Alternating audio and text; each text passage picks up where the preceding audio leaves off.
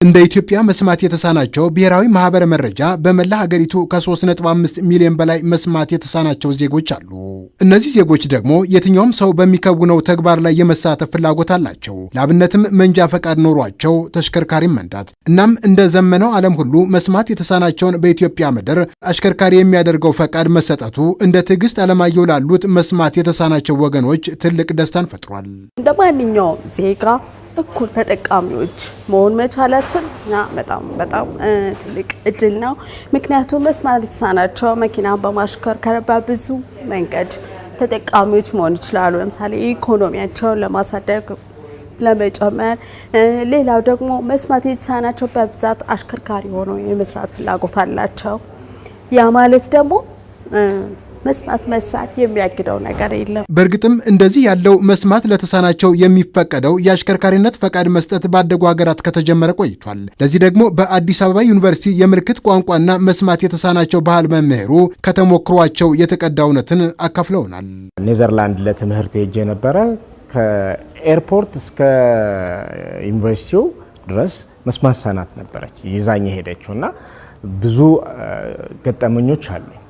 በሌሎች ሀገሮች የተለመደ ቢሆንም እኛ ኢትዮጵያ ውስጥ ግን ገና ያው የግንዛቤው ችግርም እንዳለ ቢሆንም ኢትዮጵያ ውስጥ ገና ነው። ግን አሁን ደግሞ መከፈቱ ግን ጥሩ አጋጣሚ ነው። መስማት የተሳናቸው ተሽከርካሪ ፈቃድ ማረጋገጫን ማግኘትን ተከትሎ በህብረተሰቡ ላይ ያለውን አመለካከት የሚያርቅ ግንዛቤ መፍጠር ቀዳሚ ተግባር ነው። ለዚህም ከትራፊክ ፖሊሶች እስከሚመለከታቸው አካላት የዘለቀ መረዳትን ለመፍጠር መትጋት የግድ ብሏል።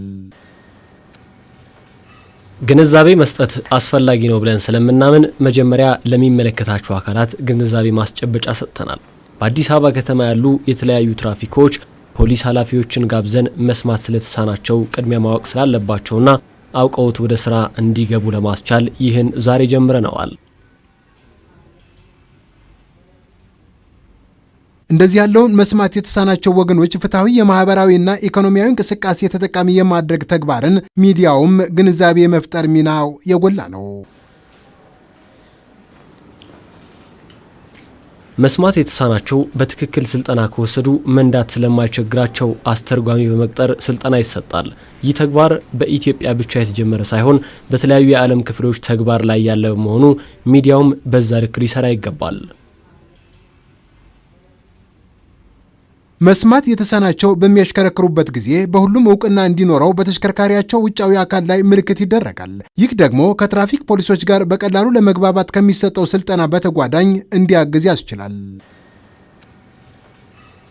የትራፊክ ፖሊሶች አይተው መረዳት እንዲችሉ በመጀመሪያ የጆሮ እክል እንዳለባቸው የሚያሳይ ምልክት በመኪናው ላይ እንዲቀመጥ ይደረጋል። እናም ከሚሰማው የተለየ ምልክት ማሳየት እንዳይጠበቅባቸው ያደርጋል። ፊት ለፊት ሆነው ወይ በእጃቸው ምልክት ማሳየት ሊሆን ብቻ ይችላል የሚጠበቅባቸው። በቀጣይ ግን ዓለም ወደ ደረሰበት ለመጠጋት በሂደት በጥናቶች ተመስርተን እያሻሻልን እንሄዳለን ማለት ነው።